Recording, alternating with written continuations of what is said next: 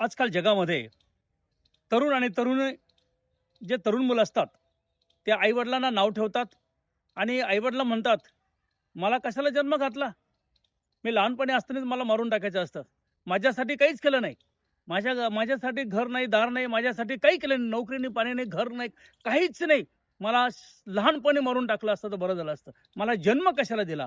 परंतु हे म्हणणं त्या तरुणांचं आईवडिलांसाठी अत्यंत चुकीची बाब आहे. लक्षात घ्या, पवित्र बायबल या ठिकाणी आम्हाला काय सांगत आहे, तू काय जन्म देतोस असे जो बापाला म्हणतो आणि तू काय प्रसवतेस असे जो आपल्या आईला म्हणतो त्याला धिक्कार असो. आणि म्हणून पवित्र बायबलमध्ये इफिसकराच्या पुस्तकामध्ये 6वा अध्याय आणि 3ऱ्या वचनामध्ये असं म्हणलेलं आहे, आपला बाप व आपली आई यांचा मान राख, यासाठी की तुझे कल्याण व्हावे व तू पृथ्वीवर दीर्घ आयुष्य व्हावे.